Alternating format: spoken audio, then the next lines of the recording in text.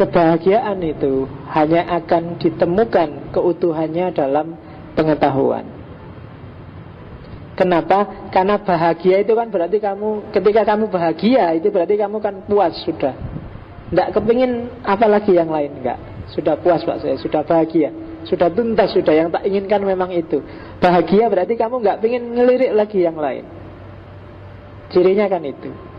Nah, maka kebahagiaan itu parameternya berarti bukan kekayaan, bukan materi, tapi pengetahuan. Kenapa? Karena tergantung pada kepuasan. Dan kepuasan itu kan berarti jiwamu yang menerima.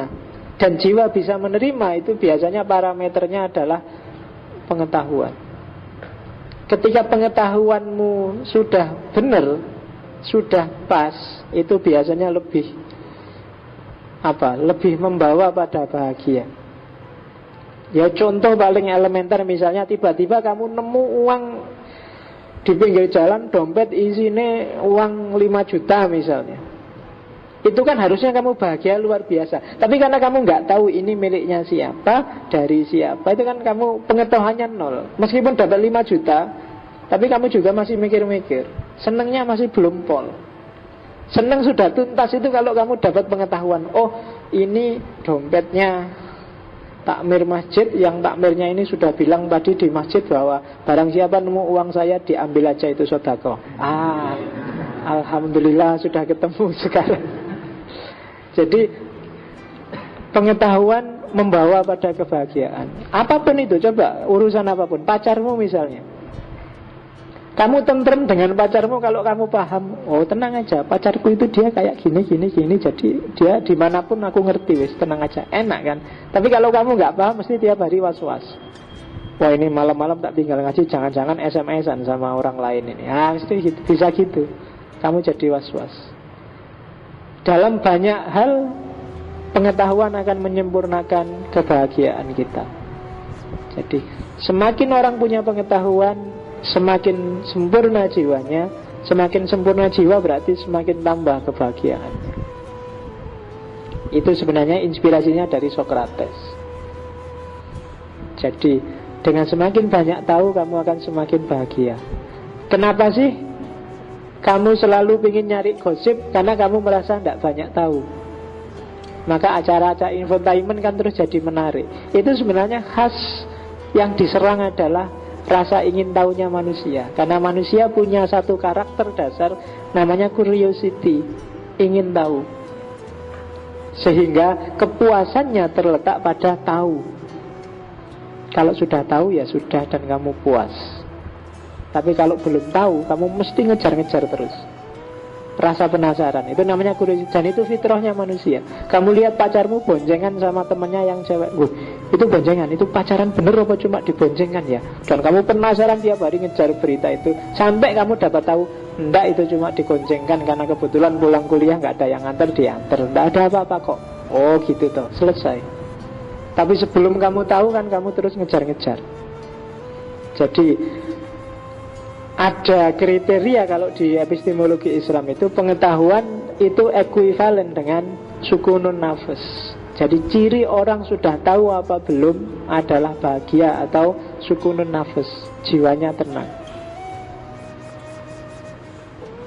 dengan apa yang dimiliki, baik materi ataupun non materi. Orang yang agresif, orang yang ambisius, orang yang selalu kelihatan kemerungsung mengejar, itu kan tidak sukunun nafas. Kenapa? Ada banyak hal yang pingin dia tahu dan belum tuntas biasanya. Jadi semakin pintar orang itu biasa. Kenapa sih orang pintar selalu dianalogikan semakin tinggi ilmunya dia akan semakin menunduk? Karena dia semakin tenang. Dia sudah tidak butuh lirik-lirik yang lain. Karena dia sudah merasa puas, sudah merasa cukup dengan apa yang sudah dia ketahui. Jadi kalau masih ada orang yang pecicilan, melirik sana, melirik sini, itu perlu dikasih pengetahuan.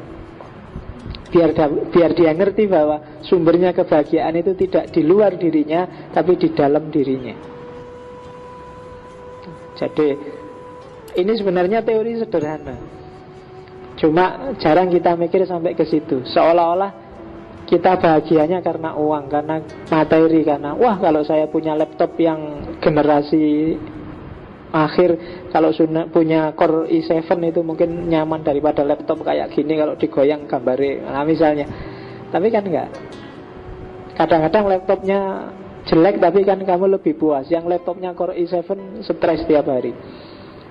Ada yang kayak gitu kan, karena dia nggak menguasai laptopnya, sistemnya rumit jadi kepiye ngurip. Tapi karena laptop gini kan sederhana, gampang, alah simple, rusak juga nggak apa-apa. Murah aja kok, kan lebih enak karena kamu kuasai pengetahuan. Tapi yang baru-baru yang HP kan juga gitu, karena kamu punya HP bagus kan jadi terikat oleh HP. Kebahagiaanmu sebagian terampas oleh HP. Kamu tergantung pada HP. Coba HP-mu jelek, HP-mu nggak kelihatan, sebentar aja kalau bagus kan HP, di mana HP tadi kan gitu. Tapi kalau HP jelek kan kamu nyantai, oh hilang ya ben.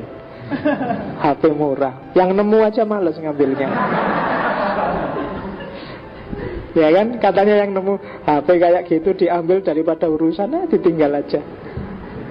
Rugi sama anunya, resikonya.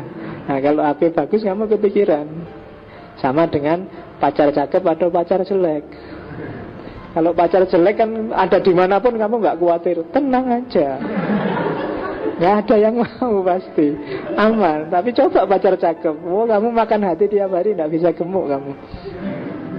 Jangan-jangan dia di SMS-i, wah lagi nelpon sama siapa itu, lagi kamu tiap hari nggak tenang hidupmu. Jadi kalau ingin sukunan nafas, hidup tenang, cari pacar yang oke, itu hubungannya pengetahuan dan kebahagiaan. Lo kan enak. Kamu milih mana, hidup tenang apa hidup gelisah selalu? Kan lebih enak hidup tenang, karena lebih hakiki pacar jelek itu. Karena kelihatan hakikatnya dari awal sampai akhir.